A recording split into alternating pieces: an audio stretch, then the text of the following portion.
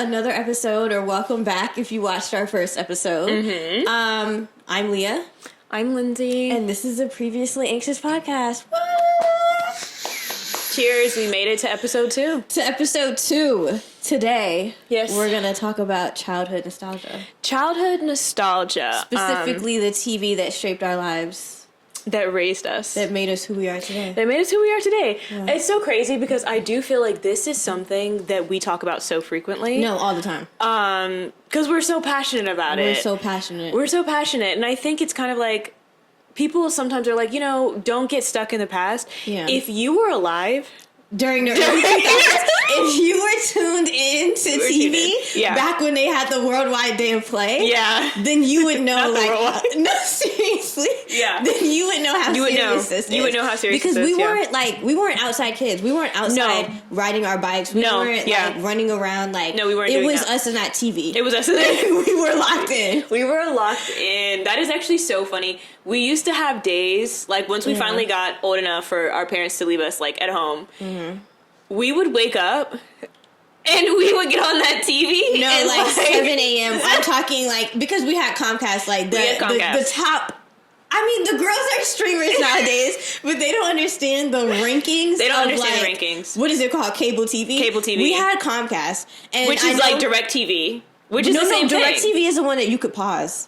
Remember, Didn't we have that at some point? We had it at some point, but Jalen had DirecTV. Okay. That was the top level, number one. Top level push.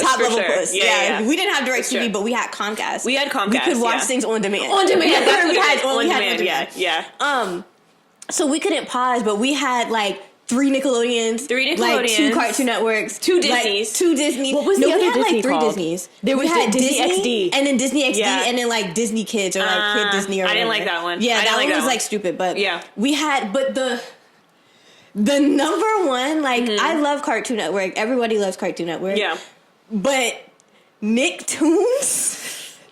Yeah, Nicktoons was where it's at, and we'll get into all this. We have to rewind. Yeah, because that's tough. Because I'm you're saying that, and I'm I don't know, girl. I was a Cartoon Network.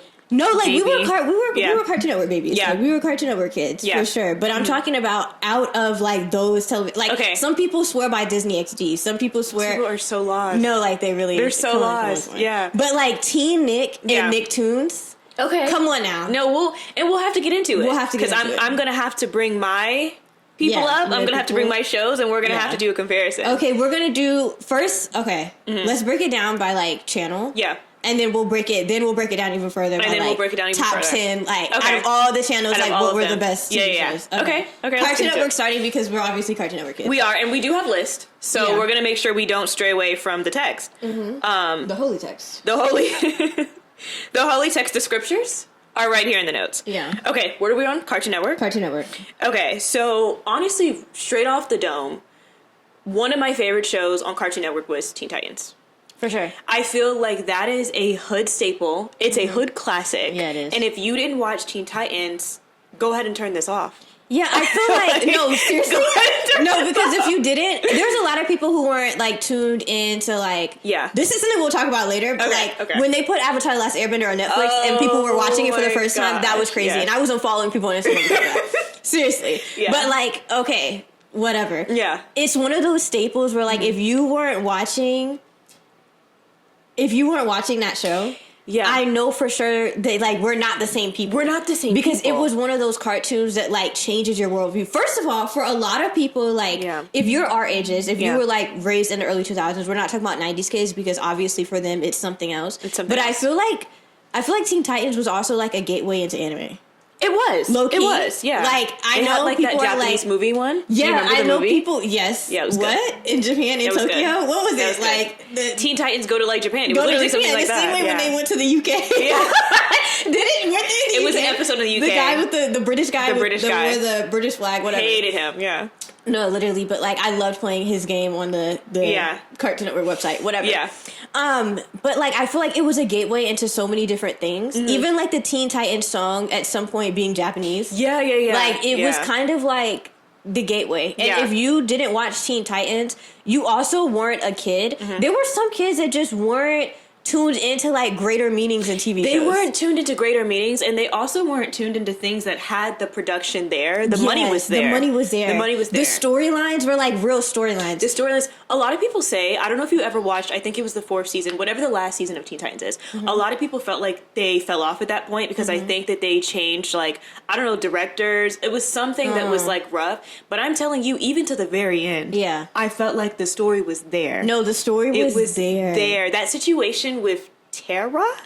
That was her name, right? Tara? Like, okay, also, I guess, who was your favorite character on Teen Titans? Raven? And Beast Boy, duh. Raven and Beast Boy, and they go together real bad. They go together real bad. I guess, I was also a Raven stan. I feel like that triangle right there, that lore, is what kept me in. Okay, first of all, because it's like in the beginning seasons, like Raven was paying no attention to Beast Boy, and then Tara comes into the show, and now all of a sudden she's like clocking him. Like, But even if we go like deeper than like just that storyline, because some people might like debate that Starfire and Robin were like, oh my gosh, honestly, they're so wrong. But honestly, if you think about it, they might have been the main couple, but not to me. Not to me. Yeah. If you think about the OG Teen Titans, not the new Teen Titans, because like the new Teen Titans, it's just for laughs. It's and like the characters are like really annoying in that sense. Yeah. But like Robin and Starfire did have some. They were locked in on episode 1. On episode 1. Didn't she like kiss him on episode 1? It was something like that. And then when Blackfire came and Robin was like feeling her, that was crazy. Side note, that might be my Halloween costume one of these years. No, like you have to be Blackfire. No, I'm not going to be Starfire. I'll be Raven though. You'll be Raven. Okay. Yeah, I'll be Raven. Who's gonna be Starfire though? I feel like it'd be better if we have like a matching costume. I'm just not a Starfire. You're just like, I don't know. Yeah. I don't know if she's out there somewhere. Yeah, I'd rather be Beast Boy.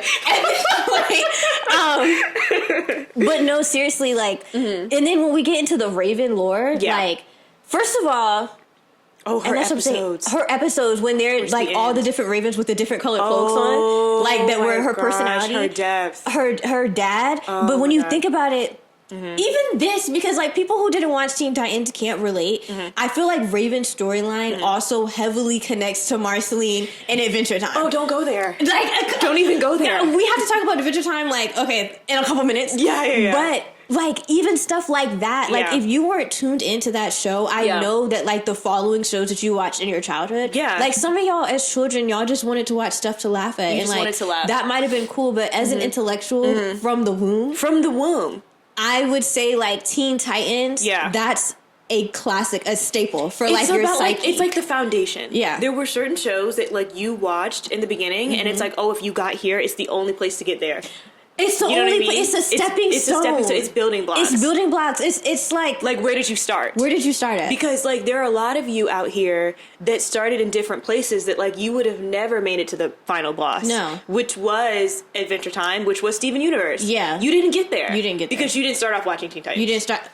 So that's the connection that I'm drawing. That's the connection. Or like you never started watching Naruto because you weren't watching Teen Titans. You wouldn't have gotten there. Like you're not watching anime right now. Yeah. Because when Teen Titans would come on when you were like 7, you changed the channel. And what's even crazier, when Teen Titans, the new episode came on at 7 o'clock, and then Toonami came on at like 8 or 9, whichever time it was. Of course, because you weren't already watching Teen Titans, so how could you tuned into Samurai Jack? And that's okay. Let's move. Because if you weren't tuned into Samurai Jack, how could you get to the Prince of Tennis? How could you get to the Prince of Tennis? Oh my god! How could you get to what is it called? JoJo. Yeah. How could you have made it there? The one with the nose hairs. How could you have made it there? How could you have made it there? One. Oh my god! You weren't watching the Studio Ghibli movies. You weren't watching any of those. You didn't watch Spirited Away when it would come on like once a month on Cartoon Network. on your radar. It wasn't on your radar. And that's actually insane. And it all started with Teen Titans. And I feel like that's our opinion, and it is the gospel truth. Y'all weren't even watching Bleach. And so I digress. Yeah.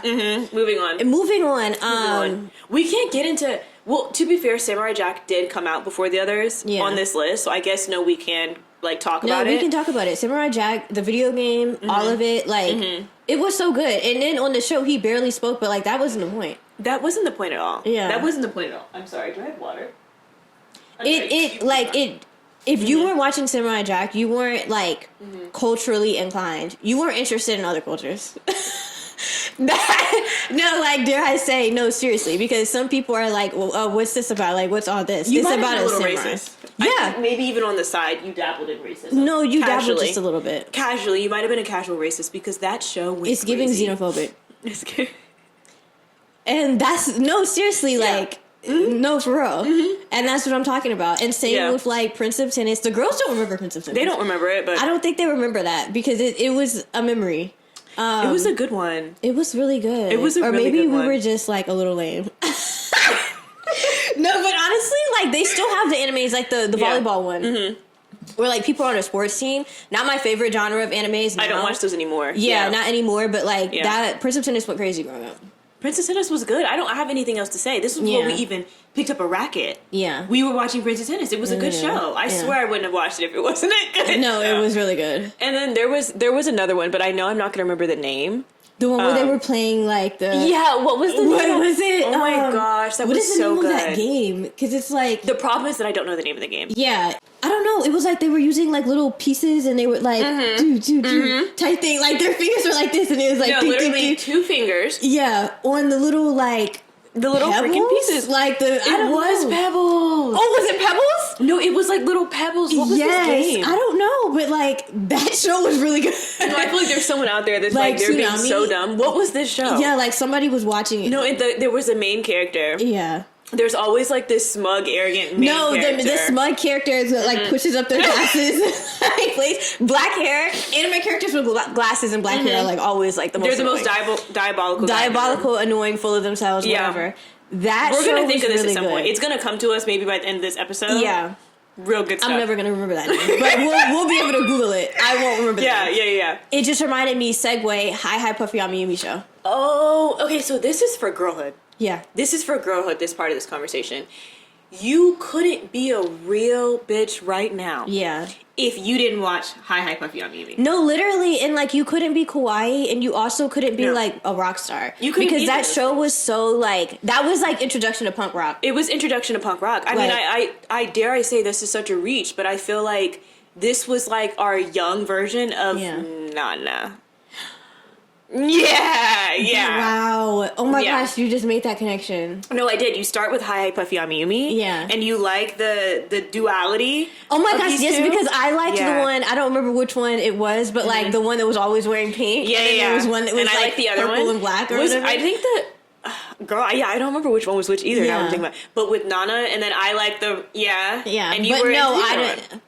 In the beginning, I think in the end, no one liked her. And the other one, like, she's funny. So I liked her because she was funny. And she did represent, like, girlhood a lot. But, like, in the end, the of course, like, the rock one is, like, 10 times better. Yeah. Anyways, Hi Puffy on Mayumi show. The other one, I keep wanting to say, like, JoJo's Bizarre Adventure, but that's not the name of the show. Was it JoJo or was it Bobo? Bobo, it was Bobo. It was Bobo. Yeah, Bo. You know what we're talking about. With the nose hairs and like, didn't he have like 2 little kids with him or something? He had like some people traveling in his gang for sure. Yeah, but then it was the afro for me. And he would like fight people with the fro. Yeah, I feel like One Piece. Duh. Oh my gosh, One Piece. Duh. Like, whoa. I think One Piece is definitely the segue into, if you were the age that we were at this time, into more of like fantasy anime, which I don't think we never continued that. We didn't, but it was like, I feel like One Piece for like our age group was like almost everyone's first anime. It was everyone's like original. Unless you were watching like what's it called? The one that has like 50 different versions of the TV show. Where like they scream and like their hair. I always like say Yu-Gi-Oh! I always want to say Yu-Gi-Oh! But it's not Yu-Gi-Oh! I guess that was true to me. Yeah, Yu-Gi-Oh! is true, but it's not. Dragon Ball Z. Dragon Ball Z. And Dragon Ball Z has been here.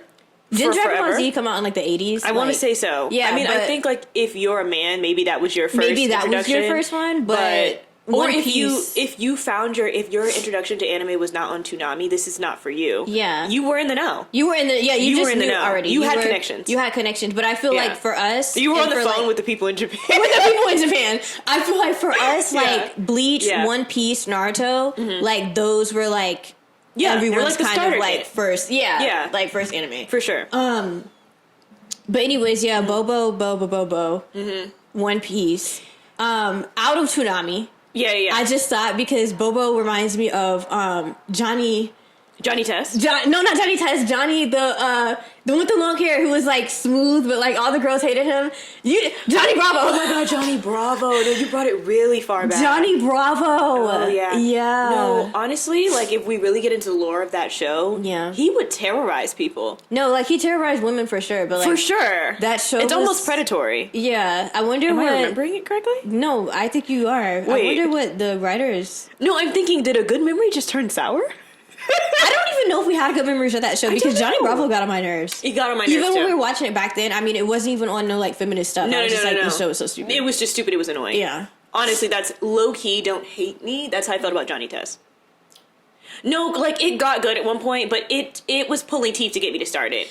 Oh my gosh, no, yeah. It's something about bad little white guys with blonde hair that doesn't do it for me. No. The beginning of Johnny Test was like diabolical. Yeah, for sure. No, it really was. And I relate. think also we were at that point we were growing out of like watching TV shows like that in general. Yes. So, but I did get into Johnny Test like towards the end of the show. Okay. Only because like it got a little good. I mean, it got a little good, and the TV show, it was the only thing on. I'm like, maybe I'll watch this. I feel like Johnny Test was for like, it was straight little boy lore. It was straight little boy lore. Just like Hi Puffy on Me was for just for little girls. Yeah. I think even as kids we knew that we were more into like, you know, the androgyny of it all. You know? I think like they shouldn't divide obviously TV shows for guys, for girls. Because we were in there. Oh my gosh, I just realized like out of the TV shows we wrote down, Ben 10. I literally forgot Ben 10. Wow. Ben 10, the Omniverse. With the Omnitrix. The Omnitrix and the Omniverse. Yeah. That's another thing. Yeah. The second Ben 10, love Ben 10 down, the original one, but the one where they grew up as teenagers was so good. No, because that had me so locked in. It had me gagged. And another thing, it's one of those shows that they just can't get right. Like, every couple of years, they keep remaking Ben 10. The same thing they do with, like, Scooby-Doo. Yeah. And, like, it's actually making me mad. There have been so many Scooby-Doos. There have been so many versions of Scooby-Doo to the point where it's just like, why?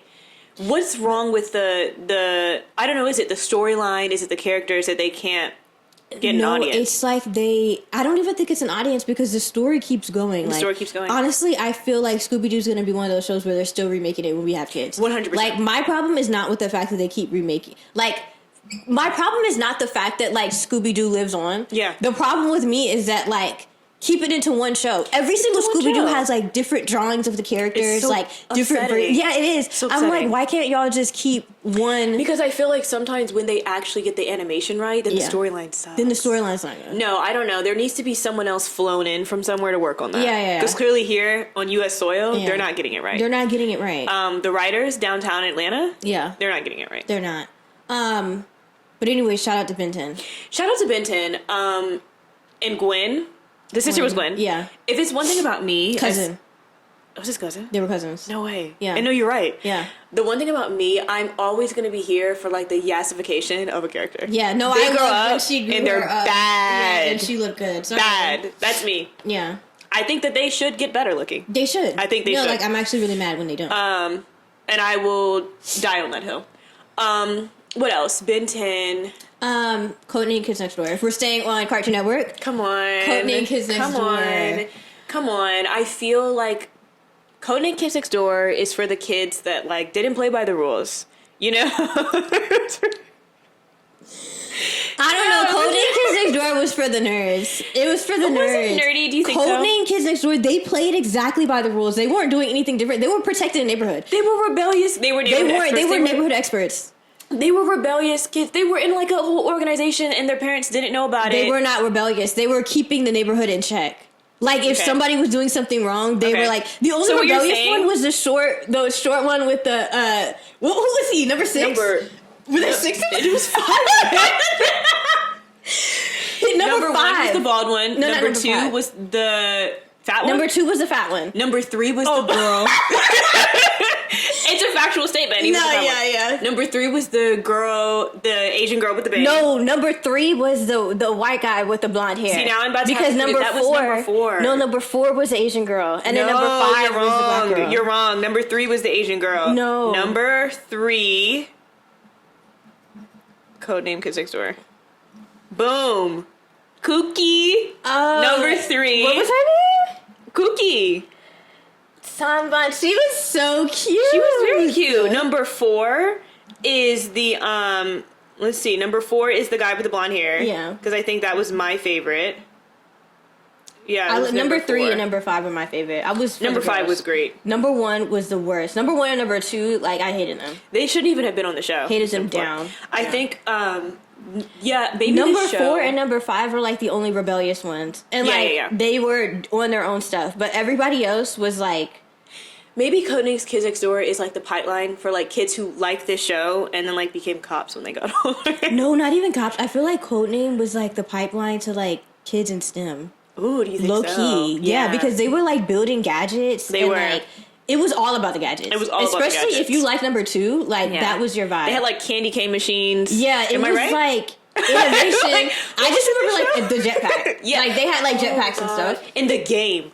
Yeah, the game. We can't even get into the games. That's a whole different thing. That's later. A whole different thing. We'll do that later. I feel like it was like kids in STEM, like pipeline. No, you're onto something. For sure. I feel like that's definitely a possibility. And same with one of our most memorable childhood shows, Code Lyoko. Girl, we can't even. I feel like she doesn't know. That was one of my favorite shows on Cartoon Network to ever exist. No, I remember. Like, I was in the lore. You were obsessed. I was in the fan fiction. Yeah. I was talking to the editors. I'm like, here's what needs to happen next. Yeah. No, I feel like that show saved me. I think that show kind of solidified my interest in, I would say, more of like shows that had like a little mystery to them, because I feel like that show, if you actually watched it, if you didn't just tune into a couple episodes, we were really trying to figure stuff out. No, the storyline was crazy. Yeah, we were trying to figure out like the girl in the game. Yeah, like what's her story? Low-key pipeline to sort out online. Getting stuck in a video game, yes, and here we are. Yeah, Sword Art Online. What is it, like 10 years later? 10 years later. 100%. But honestly, it almost had like a Tron Legacy twist as well, because didn't her dad make the video game? Her dad made the video game. She was stuck in the video game. And so he put her in the video game to like keep her safe. Yeah. No, because I recently watched this. I'm saying recently, this was like 6 years ago. Yeah. But I recently I spun the block and I was like, was this show as good? And when I rewatched it, it was as good as the first time I watched it. Yeah. Maybe even better. Shout out to the Canadians, though. I think this was a Canadian show. Canadian show? Which is, people usually like hate on Canadian honestly, shows. But no, it could have been like American made. They like film things in Canada or like use like Canadian like offices. Well, except for the fact that when I looked it up, I think all of the actors were Canadian. If I'm not mistaken. Maybe I'm just a hater. No, because if I'm not mistaken. Yeah. Because I was really trying to figure that out too. I'm like, why was this airing on my television? On my television. In the States. My American television. On my American television. I didn't understand that one. But it was good. Yeah. I loved that it was a lot of action. I will say we watched a lot of action shows growing up as kids. We did, but like, I don't even think it was just because like, oh, this is what we're into. Like, most of the shows had action. I guess so, because I guess like trying to think there were no slice of life, quote unquote. There were no slice of life TV shows no, out. You were not watching a kid show where they're just like at school. Because if there were, we would have found it. Yeah, and we would have been watching it. That is like my favorite thing. Yeah. No, that's true. But yes, great show. Great show. 10 out of 10. I'm trying to think of. Oh, if we get out of the ones that had like, honestly, no. I was about to say if we get out of the ones that have like crazy lore. Yeah. But like, this show had like the most crazy lore. What? Courage the Cowardly Dog. Oh my gosh. I feel like when I see clips of this, like today, I'm like, was this real? No, like I knew back then that the lore was crazy. Yeah. But like it gets even crazier when you grow up. It gets even crazier when you grow up. It's like whoever was writing this was deeply troubled. Deeply, I think so. This was the mind of a sicko. I would also like to like read a book that they read or something. I would know, and like I would watch another TV show. If they would have created something else. It's crazy because they were like in hell. They were in hell the whole time. And in the middle of nowhere. Like demons. It's always going to be near like, I don't know, Area 51.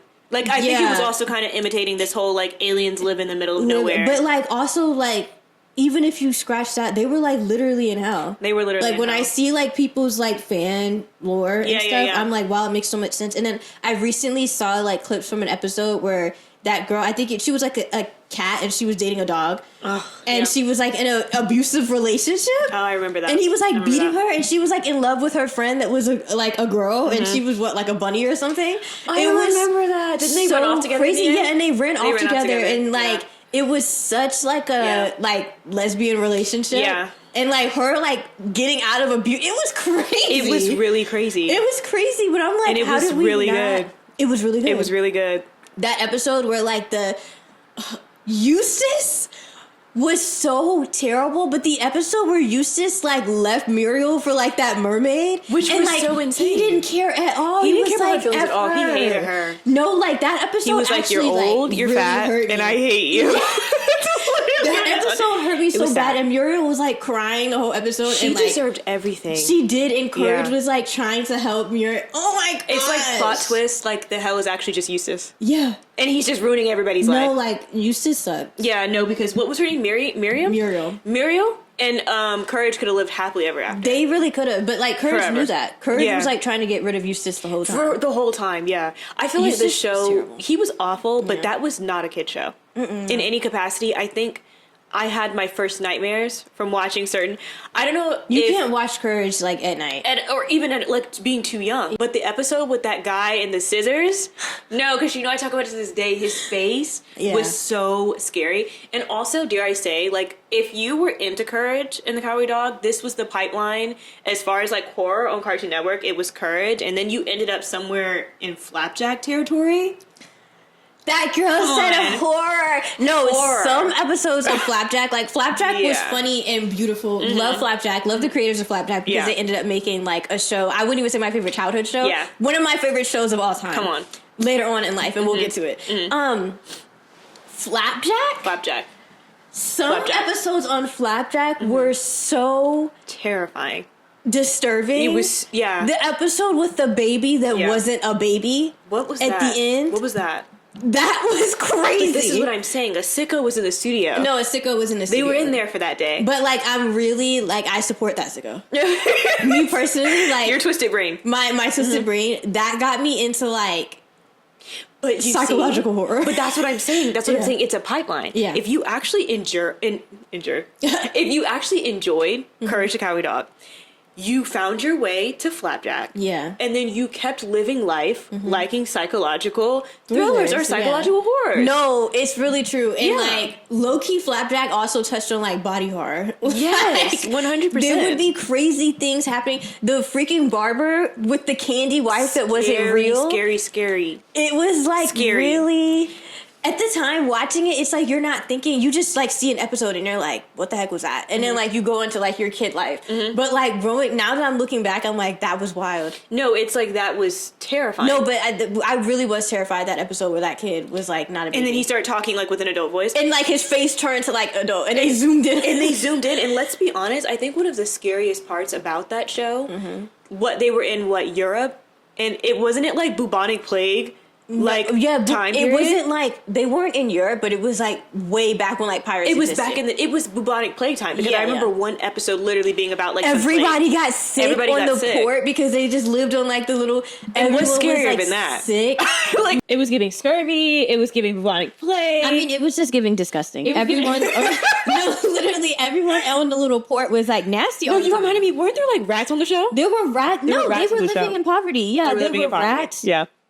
Knuckles was missing like a leg and like half of his teeth. Like everyone selling teeth for money. Selling teeth. Like everyone was like missing things. Yeah. Also, I realized like earlier we talked about the guy with he worked at the candy shop with the candy knife. The barber was somebody else. Was he or were they not the same person? Were they the same? Did he work at the barber shop too? I think the barber was somebody else. You could be right. Yeah, but you know, you could also be wrong. I could also be wrong. Everyone on there was like, I think it was like we said, like pirate vibe. Yeah, it was a dock the entire time. They never. It was a dock. Everyone was like drinking on the dock. Yeah, they like that's just what it is. But shout out to Bubby.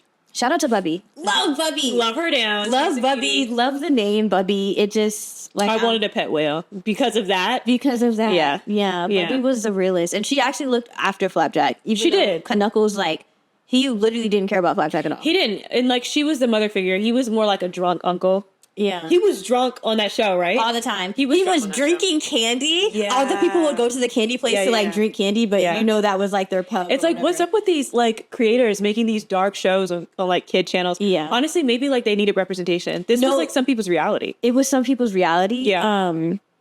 and I don't know if we said this already, but like the episode where the baby was on the island. I don't think we talked about that. God, let go of the baby on the island? No, not the baby on the port. Yeah. The baby on the island. That was a terrifying episode. I feel like that was towards the end of the show too. Yeah. Because it's like they finally had made it to whatever.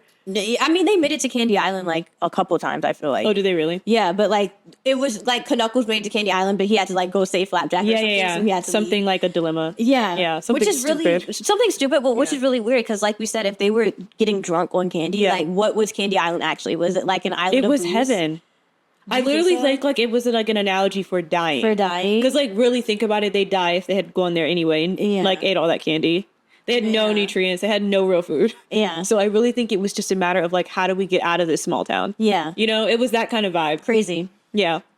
Good show. But I do think that that was around chowder time. Yeah. We got to go a little bit earlier. Pre-chowder. Pre-Flapjack. Pre-Flapjack. I mean, we're talking Ed and Eddie. We're talking Billy and Mandy. Oh my God. You know, we're talking Camp Laszlo even. We're talking Camp Laszlo? Yeah. Guys, I don't know if it's just us. Yeah. Did you guys know that Grimm had like a Jamaican accent? Oh my gosh, Grimm on Billy and Mandy had the strongest Jamaican accent. What was that? And didn't even clock it until we got older. No, when I started seeing clips of Billy and Mandy at the age I am now, and he was speaking with a Jamaican accent, I was actually screaming. Laughing. Like, that was hilarious. No, it made it 10 times funnier because I feel like growing up, even though like we did not grow up in a Jamaican household, I had no Jamaican like family members, no Jamaican friends at that time. Yeah. It was just so normal to me. It was like, and I'm like, and talk your stuff. I'm like, did we not know the difference between accents? I don't think we did. I think we did though, because when characters would have like Australian accents and stuff, we would be able to clock it. That's true. I think that for us, he just sounded like an adult. He just sounded like an adult. He just sounded like an adult. Never would have noticed that he had a Jamaican accent. And that's word to the diaspora. Word to the diaspora. That's word to the diaspora. He sounded like home. Because Australian, you're very foreign to me. You're very foreign. What is this new thing? What is this thing? What is this new sound? What is this sound I'm hearing? Never heard it. Never heard. But Jamaican? Yeah. I was like, Oh. That was crazy. Him having a Jamaican accent. That show slapped. Billy was like so annoying. Billy and his dad was so annoying on that show. Like Billy and his dad like removed them from the show and it was perfect.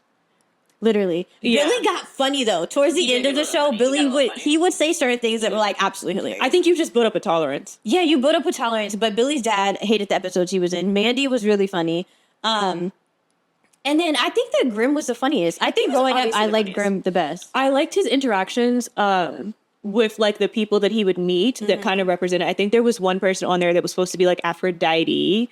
Do you remember? Everyone was like different. The girl who had Pandora's box. Okay, so what about, there was like one baddie on there that I remember growing up. I was like, oh, she's hot. The one that, she was like villain. the female Grimm almost. Yeah, and she was it. And like they were so cute together. Was she like a vampire? She was something. She would wear all black. I aspired to be her though at one point. Yeah. I was like, oh, that's me. Yeah, she ate. I like that.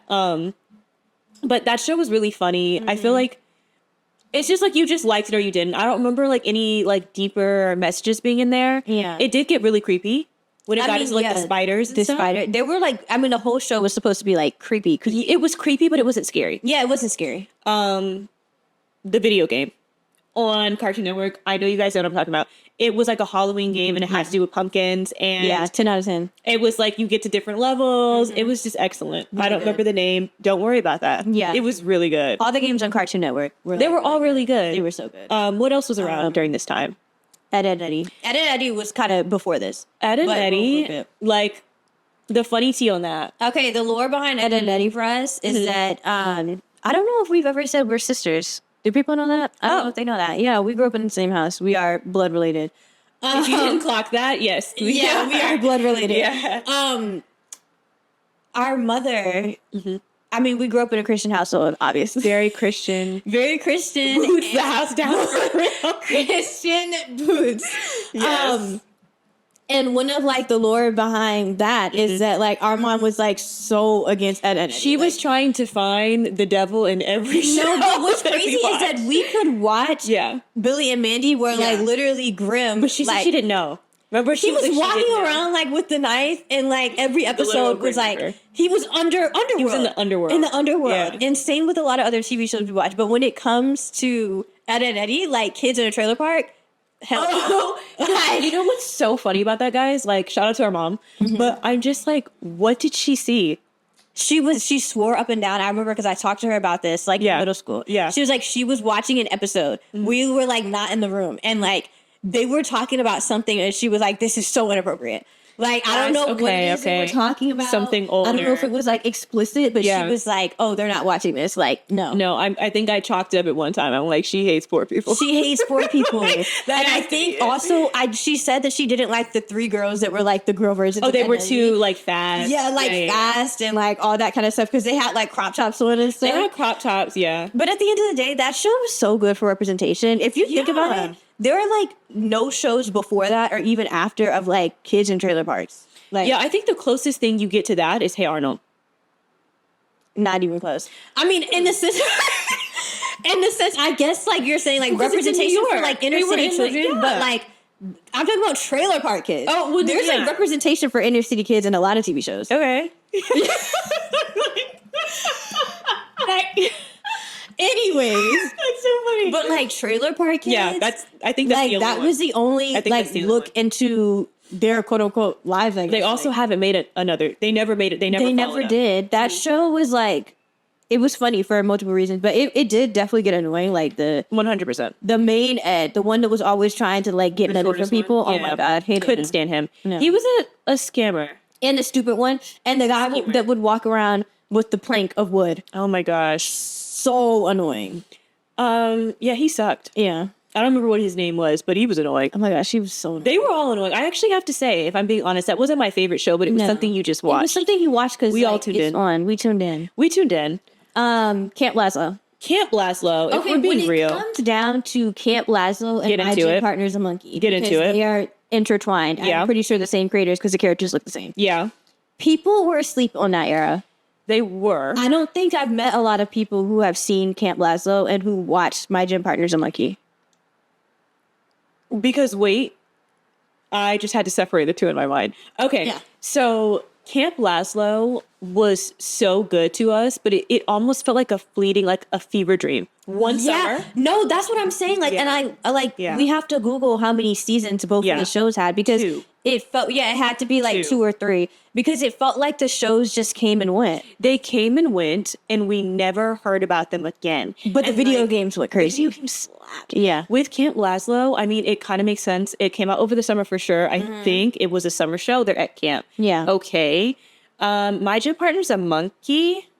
What happened to that? That was like animals in school. That show was really good. That's what you want to see when you're like 7. Yeah, that's like prime real estate. Bring the monkeys, like bring all the animals together and put them in school. Yeah. No, that show. That was really good. That was a really good show. That was a really good show, and the video game was really, really good. That's just 2 shows that don't get a lot of. They don't get the credit they deserve. Yeah. Shout out to us not remembering any of the names of video games.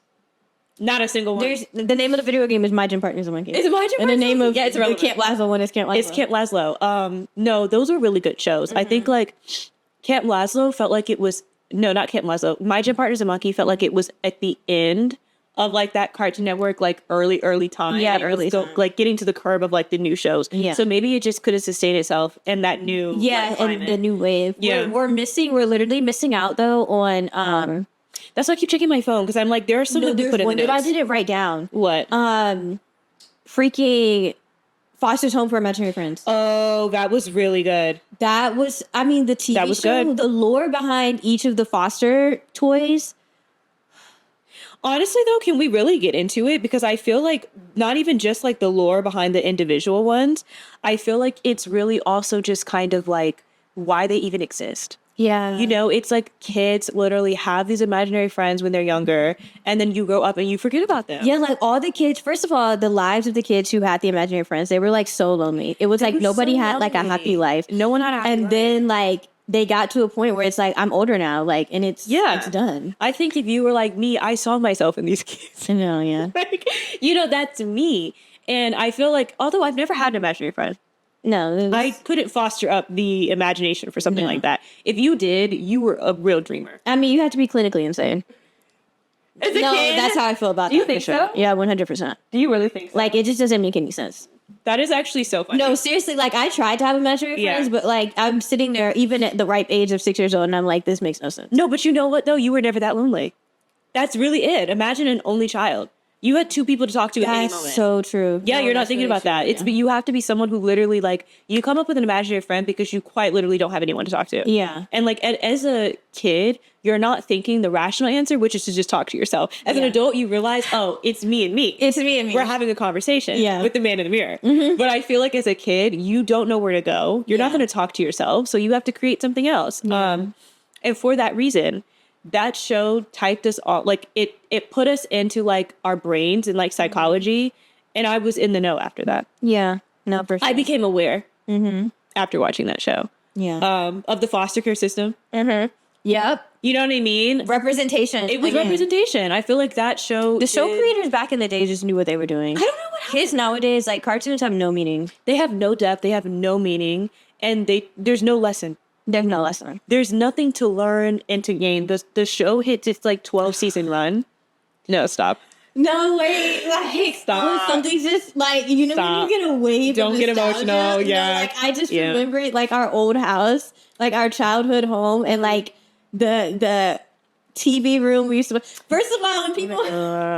Back in the early 2000s, if you know, you know, like, when your house had a dedicated, like, computer room. And, like, a dedicated, like, TV room. Yeah. Because not every room had a TV and not every room had a TV in it. Yeah. Like, the green room with the green couch and where we used to watch all of our TV shows. Like, I just saw one summer, like, me sitting on the couch and watching Foster's Home and Imaginary Friends. Yeah. Like, life was beautiful. Life was so beautiful. Oh, it was we were a good people. We were a good nation. Yes. I feel like it was the US of A. It was. During that time, and for television specifically. We were united. We were united. We were a united front. We were. And I feel like it doesn't get any better than that. No.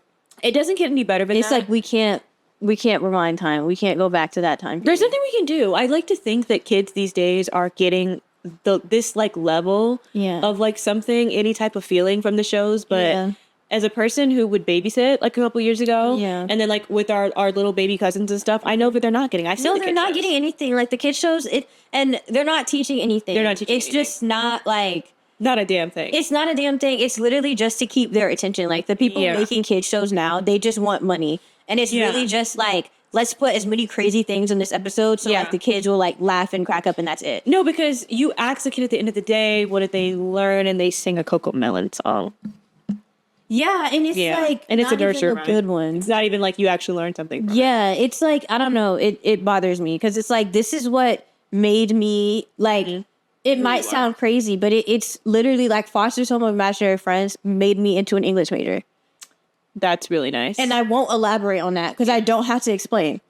Literally, an impact? If you watch the show, then you know what I'm talking about. It's the thing that threw me into academia. And it's like kids these days will never understand that. They'll never understand They'll never understand it. That's actually so real. No, it's real. It's like it's so all real. All of these things like created me into the person I am today. We are raising a generation of kids who will like grow up and be like, oh, if this movie is not a comedy, I'm not watching it. No, and it's honestly so sad, or even like in a sense of like if it's not animated a certain way, because they're not used to watching things for a lesson. For a lesson or like for a think piece. For anything. Like they don't want that. They don't want to think about anything. They don't want to think about it. It's like I'm watching this to like get a kick out of it, and if it doesn't have that, then it's a terrible thing. Versus like I feel like when we were growing up, even like when we would be like, if you guys can relate, like we're at our grandmother's house, we're forced to take a VHS and put it into the like whatchamacallit. It's kind of like even back then we're like, okay, this is old, this came out in like 1990, but we knew if we sit here and watch this old ass movie like Lady and the Tramp, like maybe we'll learn something. All dogs go to heaven. Let's stop there because it's not maybe we'll learn something. We will learn something. And we did. There's no way that you watched All Dogs Go to Heaven and didn't catch like so many different life lessons. It was like in the first opening scene. In the first opening scene, and that's what I'm talking about. You're wiser. You're wiser. Come on. You're wiser. It's like, you're wiser. And it's like the kids nowadays, they won't get that. They don't receive that. The movie with the animals in the forest, and like the forest is on fire, deforestation. This was such a crazy movie. That taught me about deforestation at the ripe age of 4 years old. Yeah. The kids nowadays don't know about that. No, they don't know anything. They don't. It's like how could they? TV used to teach you. Mm-hmm. TV used to give you something. I mean, what is it? Peter Pan. How will you know that you have to grow up if not watching? Grow up. They don't want me to start. You guys don't want me to start singing because. There are certain songs connected to certain movies. Oh my gosh, no. Yeah. There is no such thing as space. Colors of the Wind by Pocahontas. That was good. I feel like Disney princess movies, though, everyone's going to see them at one point in your life. Yeah, they are. But I mean, some of the kids don't go back in the day, though. Well, the thing is, they see them when they get redone. Yeah, but no, that's a mess. It is, yeah. Like the original Mulan, the original Pocahontas. Yeah, those were lessons you can't get from anywhere else. You have to go back to the unedited one, filled with racism.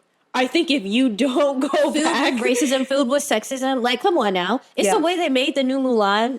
Don't want to get canceled over this, but they made the new Mulan and they took out like all the songs that like they're like this is not like what we stand for nowadays. You know what? It really taught me something. Yeah, when in the song. And he said, "Did they send me daughters when I asked for sons?" Come on. And then Mulan came and like defeated everybody. She defeated all the men. Like, let's not act like she didn't dress up as a man. And put that mess on and then like beat them at their own game. And then like pull the mask off and like she's a woman the whole time. Like, why is it that in the new one, like she joins the army and like she's a woman the whole time? I think it's just that's what the new one was about. No, like, but she's a woman in the movie. Like, they took out kind of like all like the quote of sexism, but like that's not realistic. The movie was about sexism. I literally think that was the whole point. It's not historically accurate, one. Yeah. And then two, it's not teaching. Like the young girls are gonna go out and they're gonna see how men underestimate them, and they're gonna be shocked because they're gonna be like, "Wait, that didn't happen in the Mulan movie." Like yes, it was about sexism. And it was about overcoming sexism, it, and like proving the men wrong. So why make the movie if we're not going to talk about the main point? Why make the movie if we're not going to? And then taking out the songs that made the movie. It's kind of like going into Pocahontas and kind of like not making it about colonization. Yeah, and being like, oh, we don't stand for that anymore. We don't. I'm sorry. That's not what this is about. This is a historic. This is a historical film. You can't bring now into history. Make a new movie about right now. Yeah, they won't touch on Mulan. No, mark my words. I don't think that I said Mulan. Pocahontas. Mark my words. I don't think that they're going to make a Disney live action for Pocahontas. No, I think all the other princesses will spin the block twice before they think about touching that one. Because it'll be too problematic in today's climate. Not even problematic. I mean, it's too deep for people who don't want to talk about that. And no one does. They don't want to talk about it. Yeah, they don't want to talk about it. It's too painful. That was a tangent.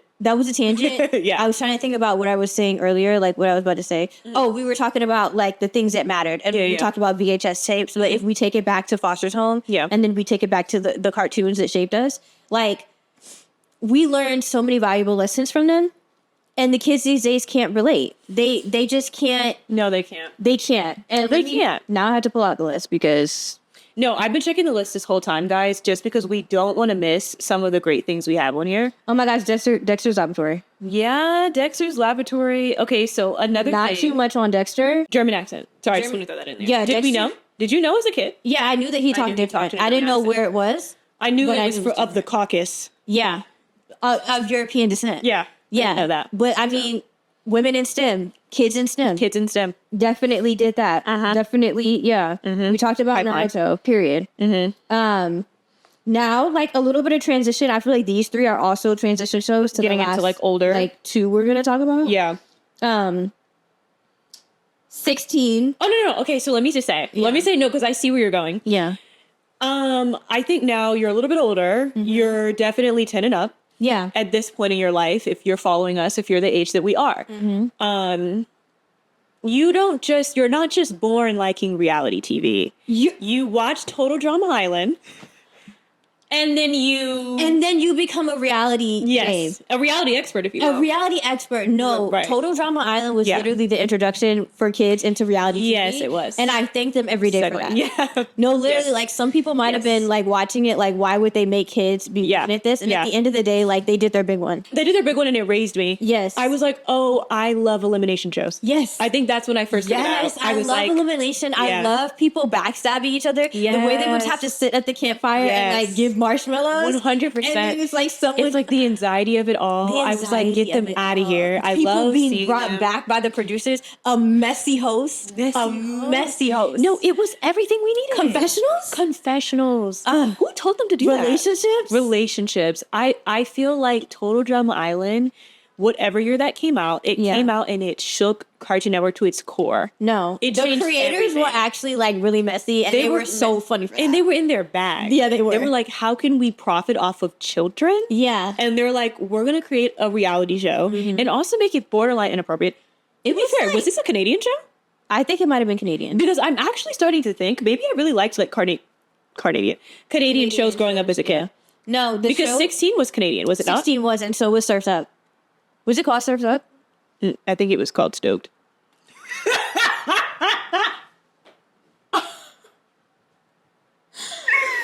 I love it. Surf's Up is the movie that we love. Okay, come on. We're not doing film on this episode. No, we're not, because that'll be part 2. Maybe we'll do, like, a part 2 to this episode, because it's going to be long. This is childhood nostalgia TV shows. TV, And then maybe in part 2 we'll do, like, childhood nostalgia. We'll do the movies and the websites. Movies and the websites. Yeah. Okay, it's gonna be hard to touch on websites today. Yeah, we can't talk about websites today, because that's gonna be like, we've gone so far. We've gone so far. Yeah. Okay, but anyways. Yeah. No, literally, those big three. More TV shows people don't talk about. People talk about 16, but people miss Stoked. Like, I feel like a lot of people did not watch Stoked. And let me tell you why. I think it's because, like I said, with it being like a Canadian film, here's like the things that they used to do to us. It's like they used to dangle shows like in front of our face, drop the best, like, illest show you have ever seen at the ripe age of 11. Yeah. And then pull it off of the air. And then that's pull it off one season done. One season, because Stoked was that girl. Yeah. It was a bunch of bad bees on the beach. Yeah. Kicking it poolside. Yeah.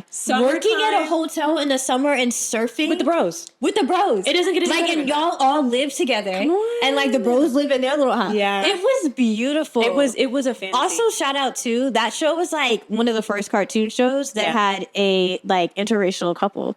You remember that? Didn't they? Yeah, the black guy was, like, dating one of the white girls. Was he dating the one with the short hair? I think he might have been. It was, like, the short purple hair. Was it that one? No, the purple hair was short purple hair was 16. The short blonde hair. Remember, it was one that was, like, really tan, and she had short blonde hair. Yeah, I think that he was dating her. She was so cute.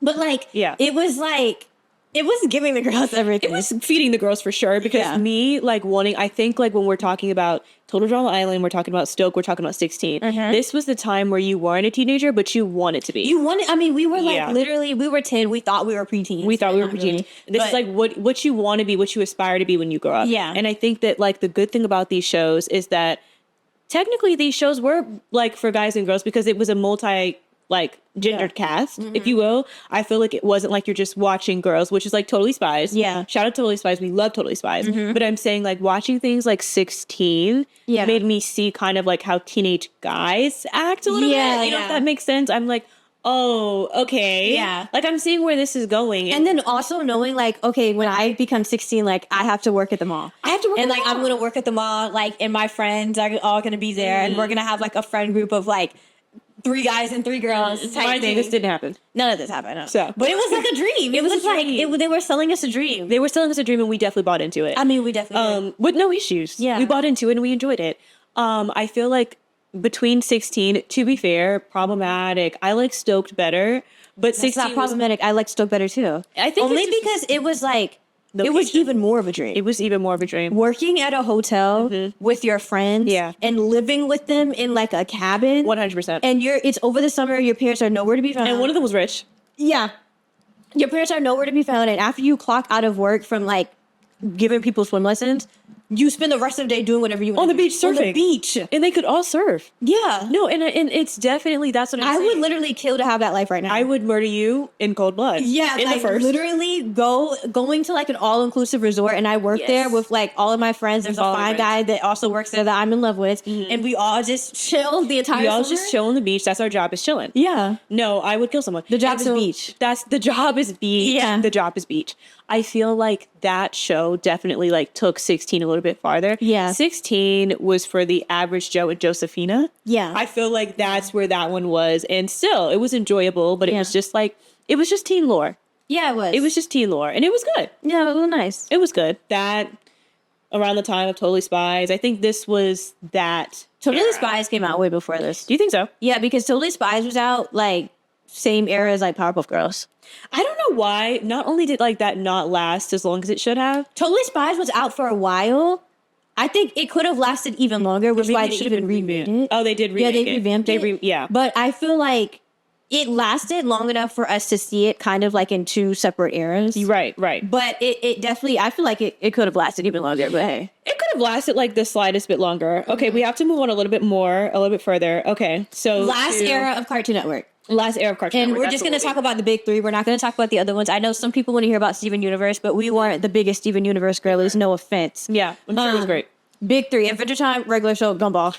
And that's that. I feel like that's that on that. There are different genres of shows. I feel like you either watch one. You watch one of them. Yeah. You couldn't miss it. You couldn't miss it. And I feel like I could do a whole think piece on Adventure Time. I actually did one of my final essays on Adventure Time in one of my classes in college, and I got an A on it. Yeah. Period. Because it was important. It was the episode where Marceline and Simon were singing that song about their past. Oh my God. That episode, I literally wrote a full 6-page paper on that.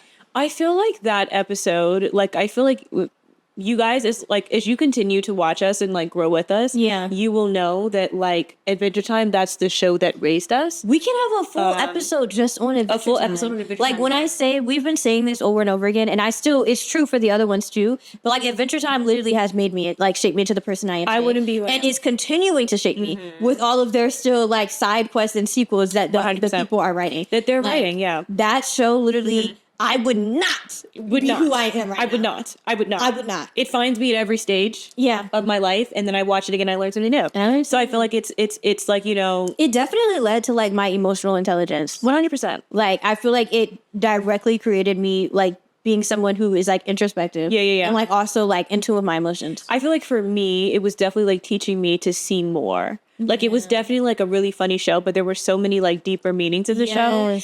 Shout out to the episode of Marcy and Simon, Ice King at the moment, where she's singing and they're singing the song that they're singing. Yeah. And it really just made me think about dementia. Oh my God. Isn't that very interesting? Alzheimer's. I didn't even think about it that way, for those of you who don't know, our grandmother passed away from Alzheimer's. Yeah. And so around that time, that was a really interesting connection for me. Yeah. Because she's living with this person who doesn't remember their previous life. And so oh my gosh, I wonder if that was obvious and I'm just dumb for being wow. I do think that was a part of the intention, especially because he was older. Yeah. I do think there was this whole thing where she's mourning a person who's sitting in front of her. Yeah. And I feel like that is the hardest thing if you experience anybody with Alzheimer's, with dementia, that you ever have to do. Mm-hmm. It's this person is still alive. Yeah. They're still in front of me. We could still maybe sing together. Mm-hmm. We're singing the same song, but you don't know the meaning. No, you don't. You know what I mean? This means more to me. And I think that was one of the saddest episodes on television. It's saddest episodes on television. Yeah. And then shout out to all of Marceline's songs because every last one of them were good. Miss Ma'am. I don't know who she is, who was singing these songs. Yeah, she needs to drop an album. She did her big one. No, she really did. Because then she took her capabilities to Phineas and Ferb. She did with Vanessa. And she got in the studio. Yeah. Well, that's later. She made history. Those are legendary songs. Her story. No, her story. She made her story. She made her story. That's what she did, and we appreciate her for that. And we appreciate her. Miss Ma'am. Miss Ma'am. Regular show, y'all already know what it is. I feel like most people out of the big three we named, everyone was tuned in to Regular Everyone was tuned in. Because it was a show that, Adult Swim. Should have been on Adult Swim. It should have been on Adult Swim, yeah. Mm-hmm. You didn't have to think too much watching Regular Show. Not to drag the girls, but Regular Show wasn't really much of a think piece until maybe the last season. I feel like Regular Show is the cartoon equivalent to Parks and Recreations.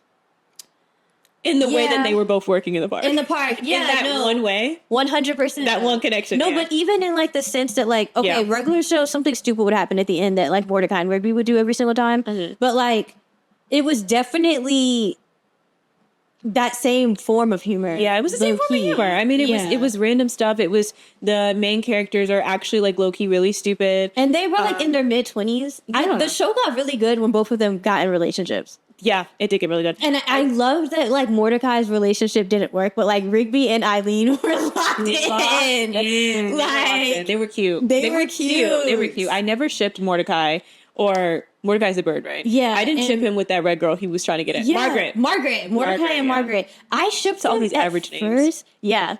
I shipped them at first in a sense because I'm like, oh, like they're kind of cute. But then when they actually got together, Mordecai was a terrible boyfriend. He was a terrible boyfriend. I felt like the whole time I knew that would happen. But it's like you think because Mordecai tried to act like he was so much more like mature than and that's like, why I knew. Rigby. That's why I knew. And then they get in a relationship and Rigby is like such a good boyfriend. Well, it's always going to be like that though. Yeah. I think that some people think that like maturity is what's going to... No, I think like maturity in a man that's forced maturity is only going to cause that man to literally be awful versus like a man that's like he's not that mature but he's true to himself. Yeah, he's gonna love you down. He was like learning and growing with Eileen. He was learning and growing with her. Like they were on the same thing. Yeah, I don't like fake maturity, and I feel like you know that's what his character was giving. Yeah. Okay. And then Skip's whole lore of like, oh yeah, what was that? He was like from a different planet or something. Yeah, like there was the and show then he like died. Yeah, it turned into something. He came back to life. Pops is the only one I think that died like dead at the end. But also Pops lore, how he was like really smart and then he like hurt himself and like was he like the owner of the park? No, his dad was the owner of the park. Okay, yeah. Remember he was like really smart growing up and then he got into an accident or like something happened to him and then like his brain got messed up. It was like really crazy. And you know, like I never followed it to the end. I also remember a lot of like you telling me I never followed the show to the end. But once again, I feel like we're seeing like certain things that happen to people in life like play out. Like the creators like low-key like snuck this in there. Like this is someone who's faced an injury and like and it's also like I think at the end of the day it's a word to like respect the people in front of you because you have no clue who they were. Yeah. But also like you don't know what it took for them to get here. You don't. You're hanging on by a thread. The gumball machine, the owner, not the one that he wasn't the owner, but like was he a villain? He was like the manager. Okay. No, he wasn't a villain. The manager that was always yelling at Mordecai. Oh, okay, I can't remember his name. Me neither. But like him growing up kind of like in an abusive household, like everybody in his house was like always yelling. So like he didn't know how to like yell. Like life imitates art. Yeah. Or art imitates life. Yeah. Yeah. No, that was like the deeper meanings of that show when they actually got into the characters. It was like really. I think it took too long for me to get there because I didn't like the senseless stupidity. You were definitely younger than me. Yeah. We have a 2-year age difference. So you were definitely younger than me when that show came out. So it was like right on time for you to grow with it. Yeah. Versus for me, I couldn't really sit to that point to grow. Yeah. Once it started getting more mature, then I was like, okay, I'm tuned into this like episode. But it was a long time coming. Come here. And her. Okay, what's the next show? Last one on Cartoon Network. Okay. We spent the first full hour on Cartoon Network. Talking about Cartoon Network. We're Cartoon Network and I'm sure we left so much out. And we definitely did. There are other shows to be discussed, but hey, Gumball. I think, oh my God, I wouldn't be crazy to say that Gumball was the last great show to come out of Cartoon Network. I think you definitely ate that. I think that's 100% true. There was nothing better after Gumball. Yeah. That was the end of an era. When Gumball ended, so did Cartoon Network. Gumball? That's so good. That show was literally peak humor. Yeah. For as far as kids comedy goes, it doesn't get any funnier than that. And that's another thing that kids are missing nowadays. I wonder what like kids who are like 6, 7, 8, even 9 right now. Yeah. Like what their humor is gonna be like growing up. It's the like what is it, skibbity toilet? Yeah, like stupid stuff like that. Yeah. Question mark? Because like people, I feel like our generation grew up on like really good, like the kid shows shaped our humor, and like that's why we're so funny. Yeah, no, that's true. That's true, and I think it shaped our humor, and it was our humor was being shaped by like adults that were also really funny. We're also really funny. Yeah, I think it wasn't like you're just putting a whole bunch of like stupid words together and then like boom. Yeah, I feel like the kids nowadays, their humor is very kid centric. I mean, it actually is. It's very Y7. It's very childish. Like even saying like skibbity toilet riz and like laughing at that. It's like really weird, but like that's something that like a 6-year-old would say, I guess, or like I'm saying 6, but they're like 12. But these are 12-year-olds on the internet. Yeah, but I feel like their humor has like streamers.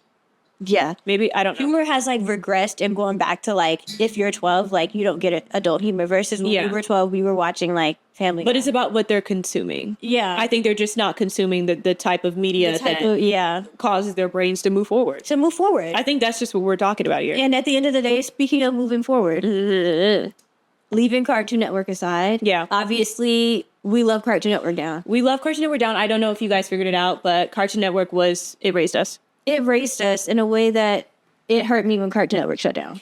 It hurt me, and it's a wound that still hasn't fully healed because I'm like, no way. Mm-hmm. I still feel like I have access to these shows when in reality it's just in my brain. Yeah.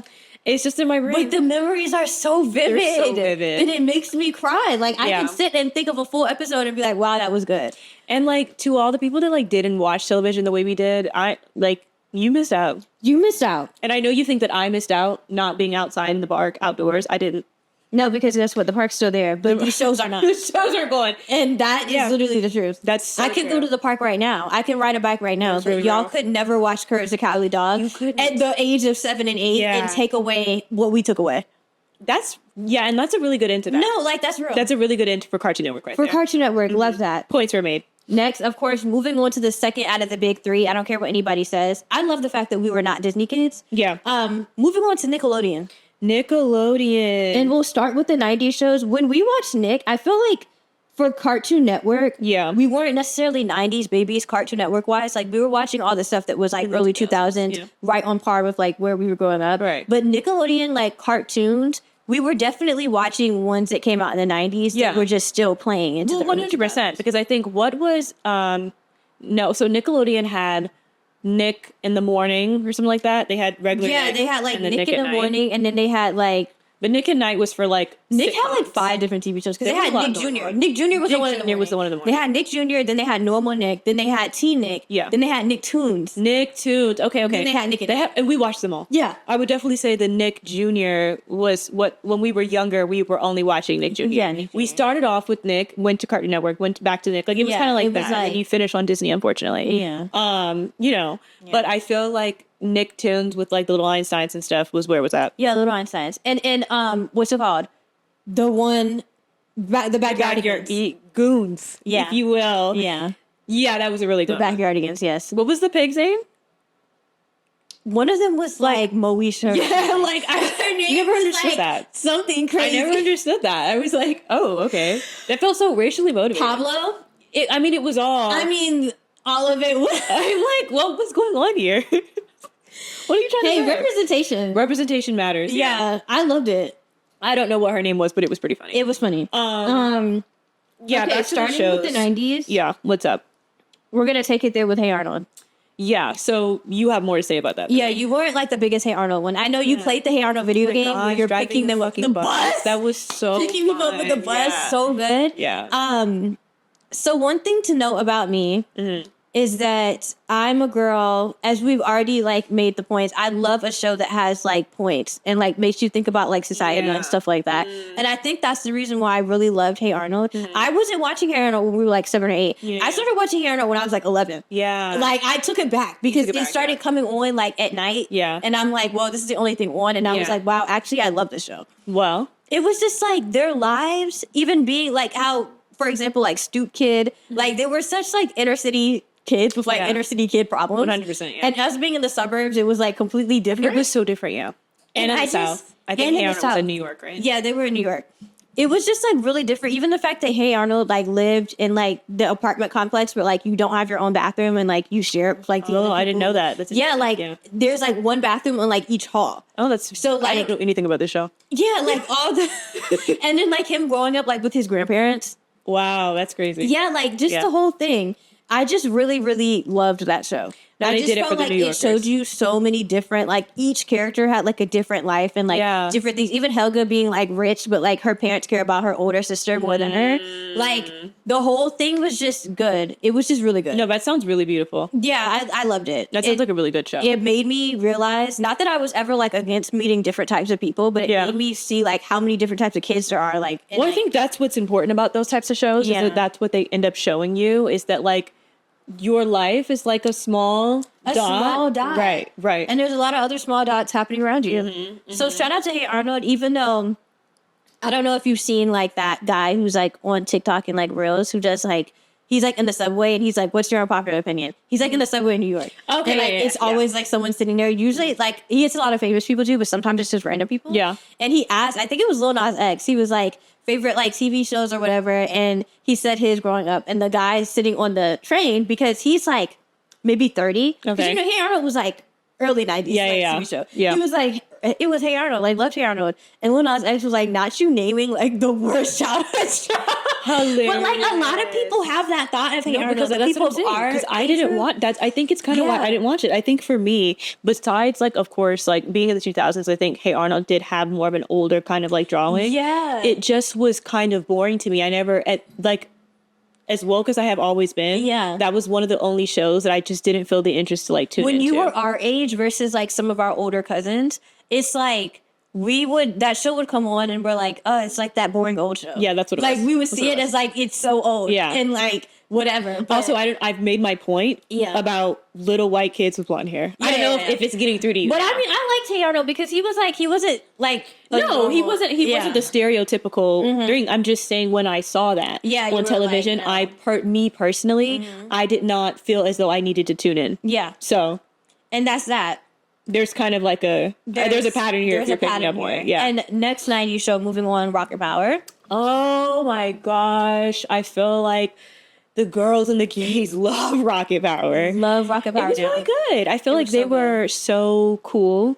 They were so cool, and I love that there were girls on the show. There were girls. I mean, it was one of those shows that I think was very like they were positive, and it was like very like forward. Yeah, and it was an introduction, at least for me, to like how to be chill, like how to That's what I'm saying, like how to be cool. Preteen and be cool. To be cool. It wasn't, I mean, they weren't actually hippies, but they were on the beach. And I loved the baggy outfits. It was the baggy outfits. It was the time. It was skateboarding. It was a different colored hair. It was a different color hair. It was for the people who just wanted to like be uniquely themselves. Yeah. I think that's what it was. And like free spirits. So I think shout out to that show. We also played a video game with that one, but love that one. Very funny. Very funny. Very funny. It literally makes me think now of All Grown Up. People love to talk about Rugrats, but they never love to talk about what came after because they weren't watching it, which is why, unfortunately, it went off.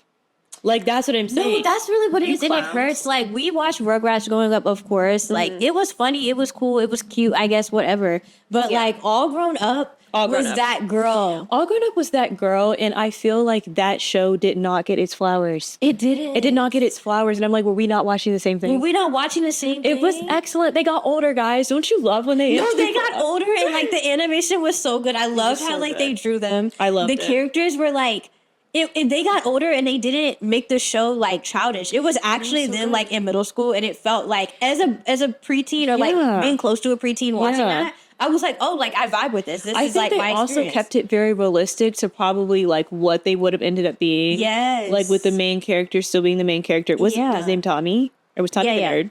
I don't know. Yeah, Tommy. I'm sorry, guys. But I feel like, you know, it's kind of like they got older. The two girls were still locked in. They were locked in, and of course they were running the school. Yeah. Like I feel like it was very like on par with like from watching the original show. Yeah. And I don't know why they didn't go anywhere. Maybe it was just timing. Yeah. That was an excellent show. It was really good. That was an excellent show. Shout out to that one. That was a really good one. From that time. And so now we basically, the Wild Thornberrys. Not too much on the Wild Thornberrys because people don't know that show. And like I think a lot of people were not tuned in. The Wild Thornberrys movie and stuff like that. I never hear anybody talking about the Wild Thornberrys. Wait, so did you hate animals? No, they did. They hated animals and they hated that girl. And you know what? I can't blame them for that because she was toe up. She was, not only was she as a cartoon character just wild looking. Yeah. They were so dirty. As a kid, like you can look at a cartoon and be like, ooh, I don't know about that. Yeah. But like people they weren't into what we were into. They weren't into what we were into. And I think like the thing about us with having so much time to watch TV, we kind of really dabbled in everything. We watched every single TV show there was. We watched every show a chance. We at least like turned it on. And what we should have been doing if we were smart, we should have been doing reviews back in the day because no one was doing that. Instead, we were just doing them in our house. Yeah. You know, doing our own little review. Wild Thornberrys, the movie, the show, it was good. It was great. It was good. And it was like I feel like these networks are only allowed to have one show per 5 years that has anything to do with animals. Yeah. So this was that show. Yeah. Around that time, nothing else on Nick had anything to do with animals of any kind. No. So if you were an animal lover, you were watching the Wild Thornberrys. That's just that on that. Yeah. Argue with the wall. All right. So next we move into the era of My Life as a Teenage Robot, Danny Phantom, and Timmy Turner. Yes. So this was the golden age, in my opinion. Of Nick shows? This is the golden age of Nick shows. I feel like, let's start with My Life as a Teenage Robot. Yes. Unfortunately, I think a lot of people didn't watch that one. People weren't watching it because if you didn't have Nick tuned, you weren't watching it. You weren't watching it. Because it wasn't on normal Nick. It wasn't on normal Nick, and you missed out on like what life would be as a robot. But it was another teen lore show. It was a teen lore show. Well. Like she was a robot, but she was also like crushing on guys, going on first dates. Her best friend was in love with her. Yeah. Like it was very high school coded. It was very high school coded. And also like, yeah, she was going through puberty as a robot. She was in love with her best friend, the guy. And then eventually they became in love with each other. He was like always in her. He was always into her. That's so true. He was into her from the beginning. And no. And also fighting crime. She was fighting crime. Her mother was overprotective. She was all in her business. She wanted to know where she was 24/7. And she just wanted to be a teenage robot. She just wanted to be a teenage robot, and the show was great. And it was about like don't conform. Because she was trying so hard to be normal. Like remember the episode she actually had like an episode where she like painted herself or something and turned like human. Yeah. It was like I don't remember what happened after that, but all hell broke loose. Yeah. So I'm like that was a good episode. It was telling you like be yourself, stand out, be yourself, love yourself. Boots. All right. So next, Danny Phantom. This is going to have to be a different episode. Yeah. Later on. The lore of like your first cartoon crush. Yeah. But I'll just let you guys know in advance. That's mine. Yeah. Right there. I don't know what it was about. He was fine. I can't believe you just said I don't know what it was. It was the tan skin. It was the black hair. It was the fashion. We're not talking about when he's in his suit. Yeah, his little everyday look. His ringer tee that he's ringer tee with the obvious Levi jeans. With the Levi jeans and the sneakers. Like I can't believe that people would even like put their hands on him. He was like getting bullied at school. That was crazy. Okay, yeah. So that was like one of the most unbelievable things to start. That Danny Phantom was getting bullied. Yeah, he was the baddest guy in the hallway. The baddest little thing in the hallway. I feel like that was unrealistic. No, that was unrealistic. It was so unrealistic. And don't even get me. I was just about to say, don't even get me started. So you either liked Danny Phantom or you liked Sam. Or for all like the bi kids out there, you just like both. Yeah. I feel like they were hot. They were hot. You wanted one or you wanted the other, or both. Or both. Yeah. I feel like she did what needed to be done. Yeah. I feel like she served. She served goth. Yeah. She served. And I feel like she was also really cool. I feel like she was really cool. And she got a bad rep because technically, if she didn't hang out with the other two losers, Danny and the other kid. They were trying to make it seem too like she had such a bad attitude because she was like goth. But honestly, no. Like she was so cool. She was really cool. She was cool. And I don't know if they ever got together, but like I think at the end they get together. You think they got okay. They were locked in. And then now let's talk about Danny when his hair turned to gray and he has the suit on. That's what I'm talking about. So what we're not going to do is ever act like you can sleep on white hair, gray hair characters. No, never. So we have our own thing. Yeah. So Leah's thing is that she's always like more into characters with long hair. I love That's always what you're thinking animes. Characters with long hair. And as we've seen, like, if y'all didn't watch the previous episode, I'm going to say this in like every episode because it constantly comes up. Yeah. Back to what I was saying. Androgyny. Androgyny is my thing. It's something that I love. It's something that I've loved since I was a kid. I didn't know what name to put on it. I would just see a character who identifies as male. Yeah. And it has a 30-inch bust down. And I'm like, oh, 100%. Yeah. That is... Yeah, that's mine. That's my love him. I want that one. I feel like that's definitely that was always your lane. Me, it was something about the white haired characters that was giving like they were just too cool. They were nonchalant. They were relaxed. They were cool. That was like yours. That was mine. That was my thing. And I feel like we low key made the connection of like emotional unavailability. Yeah. Versus. And then I just loved Men Down. The characters because like.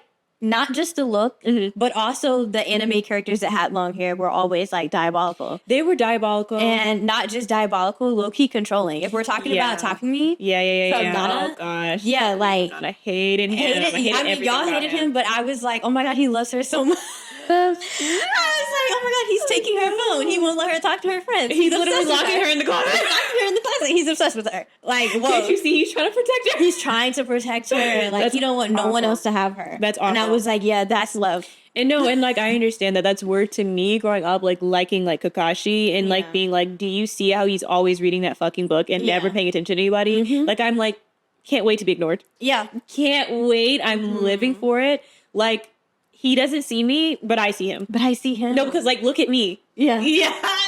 I'm locked in. I'm locked in. And I feel like that is actually so crazy. Yeah. Making those connections is crazy. It's really crazy. And we've learned and we've grown. We've grown and we've moved past it. But it's fun to kind of go down like memory lane. Memory lane. And the final show. The final show. Last but not least. The last but not least. And when I say this is the show for real that made me who I am, I've said that about like 5 shows. And it's still true about those other 5 shows. Yeah. But this is the show, like, you can't separate me. Like, if you took this show out of me, I would no longer be alive. You can't separate the art from the artist. The art from the artist. This show literally has sculpted my personality. Yeah. Sculpted my desires in your DNA. Sculpted, like, who I have become and who I will continue to be. And who you, and who I'll grow into. The foundation of my life. Build your life on, Yes, 100%. It's the Bible, and then it's Avatar. And then Avatar: The Last Airbender. Amen. I mean, it's like written. It's almost biblical. It's almost biblical how they work together. How they work together. Yeah. No, literally everything I've learned in my life is like either a Bible verse or like a line from Avatar: The Last Airbender. It's Mark, Matthew, John, Uncle Ira. Uncle Ira. Literally, like the gospel. The Gospels. This great book. Because my principles. They all come from that. And it's honestly like shout out to the writers. Shout out to the. Honestly, not too much on them, though. I don't know if it's shout out to the writers. No, shout out to them for the time. For the time being. For that one show. Because then they made The Legend of Korra. And nothing to say about that one. We won't even get on that. Because I don't even want to give Legend of Korra fans. But it doesn't deserve. I don't want to give them like argue with the wall. Argue with the wall. Talk to somebody else about it. I don't have like I have nothing else to say. I have nothing else to say. That should suck. Anyways. And if we want to talk about the greatest character arc of all time. I'm talking about in all animated shows, cartoons, and animes. The people are going to hate me for this one, especially the anime community. I'm sorry, but it has to be said. Yeah. Even though a lot of people don't consider this show an anime, and I'm not saying that I do, but I'm saying in the scope of animated television, nothing has surpassed Zuko's character arc ever in history. It's never been done. It was nothing like it before, and there's nothing still like it afterwards. That has come afterwards. That has done the same thing. He has had the greatest character arc of any animated character. And I think, like, get your stones out. Get your stones out. Get your pitchforks. Get your pitchforks, because I feel...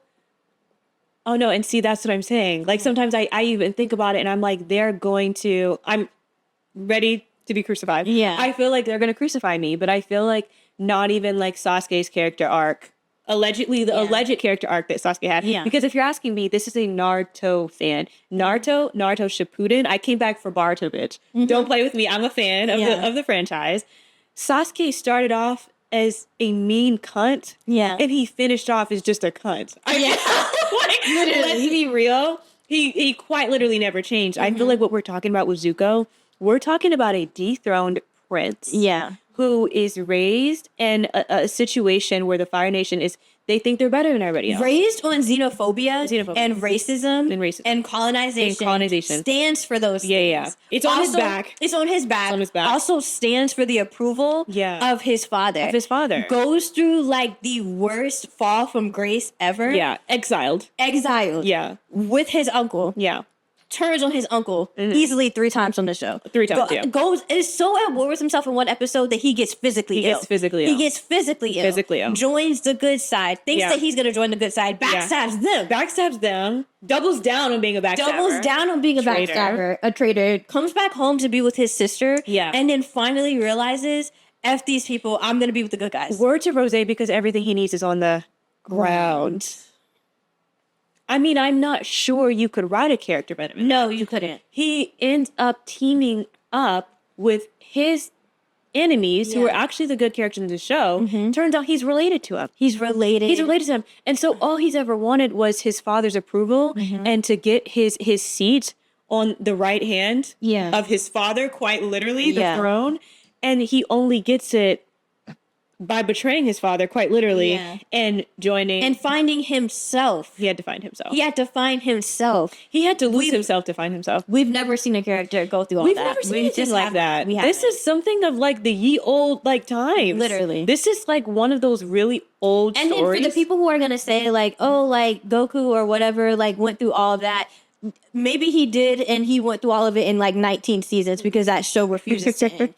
Zuko, this is 3 seasons. This is 3 seasons of lore. When I tell you they wrote it on a tight deadline. Yes, they did. They knew what they were doing. They knew what they were doing. And every single episode, he was expanding his character. It was not like a single episode where it was like, oh, he's just going to do da-da-da. No. Their back was up against the wall. Rent was due. The landlord was at the door. Yep. And they had to write this in 3 seasons. They had to. And they did. They did. And I feel like they, from start to bottom, wrapped it up. They wrapped it up. They finished it. It didn't take forever. His character was polished to perfection. There were so many moments in that show where, because of his character specifically, I mean, it's tears. It's like you really think, and shout out to like in the beginning, I didn't even care about him. Yeah. But it's like you really didn't think that his character was possible of like the literal evolution that ends up taking place. No, you don't. And I think a really big lesson from that was that you actually can't get there by yourself. You can't get absolutely would He not. needed a village, but on top of that, it shows you that like people are capable of such change. And then it shows you stop seeking approval from other people. Yeah.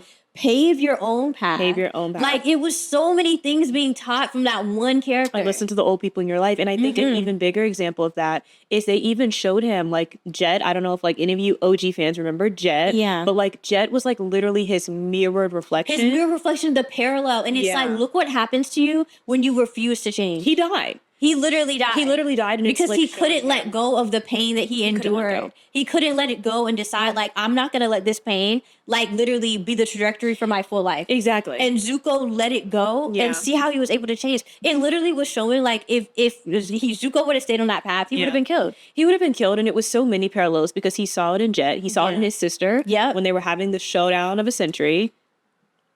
Yeah. Another bold statement. Gotta get the greatest animated fight. Not the greatest. One of the greatest animated fights. Definitely in the top 10. Best, like, artistically, when we're talking about artists, like, depiction, rendering, come on animation, now. What are we talking about? What are we talking about? The Agni Kai beautiful. of Zuko versus Azula in the last episode. One of the greatest fights of all time. One of the greatest fights of all time. The score. Music to my ears. And it's also very interesting, too. I think it's more about, like, for the fans out there, I feel like something that was really beautifully done in Avatar is that the fighting was more like dancing. Yeah. I think like that's where you have to look at it from like a different scope is that like that scene when they were dancing, it was like that kind of dragon thing. It was like so a flow. It was very intertwined. The spirit. Yeah. Like, oh. And even with them with each other, like with one fire being red, one being blue. Yes. It was like these things working together. And it was just really beautiful. I can watch that over and over again. It was so spiritually beautiful. Azula having a breakdown. That was another scene, the whole episode of her just losing it. And then when they finally beat her and she's like screaming and crying and like blowing fire out of her mouth. Yeah. That was like, no, like one, I felt that, but two, we've never seen an animated character have that level of breakdown. Like it was psychological. It was beautiful. I literally cried watching that. It was a good finish for her too. Yeah. It was like and scene. She did her the whole show. She was trying to act like nothing affects her and like their whole childhood, like meant nothing to her. And like she's even on the Ember Island episode. Like it's just whatever. And we get to finally see her unravel. She literally had the breakdown of a century. At like we're like 12 watching this, like this is the best thing we've ever seen. No, literally. And I feel like that to me, it was also kind of like a lesson. Not that I feel like I saw myself represented in Azula, but also just kind of like that's where that route takes you. No, like I saw myself in her. And you saw yourself, and I think that's really important. Disclaimer, I saw myself in Ty Lee. Yeah. I thought that you're literally looking like Ty Lee right now. And well, yeah, I like the vibe. Like period. Yeah. We had you my inspiration. Yeah. I just wanted to be cute. And I think like that was a lesson for me. I didn't care what side I was standing on. Yeah. If I was cute, I'll stand over here. Yeah. Are the cute girls over here? Like that's where I'm going. So I feel like, yeah, shout out to life lessons. Shout out to life lessons. Shout out to figuring out like, I don't know where you guys saw yourself. I think the show definitely played into astrology a bit. I do think that each sign kind of fit more of like astrological signs. So naturally I saw myself as a water bender because I'm a Pisces. Yeah, an airbender for me. Yeah, and it tore. I feel like with that being said, Sure. Yeah. Are we gonna leave this? At the end of the day, yeah. No, because we didn't even talk about Appa. So cute. I mean, you can talk about I knew a girl in college that had like an Appa tattoo on like her leg, and it was the cutest thing ever. That's beautiful. Shout out to her. Shout out to Appa's name too. I feel like I want to name my dog Appa. I would have a plush. Yeah. You know, I'm into plushies. I love like cute plushies. I would definitely have like an Appa plushie, but unfortunately for me, I haven't found a cute enough one yet. But then when I think about it, isn't Appa like Korean, like dad in Korean? Mm-hmm. I think from like the small amount of Korean words that I know, I think it is. You're asking the wrong person. That's actually really funny to name my dog. I know like 2 Japanese words. Yeah. Korean, that's a whole nother. Yeah. That's a whole other thing.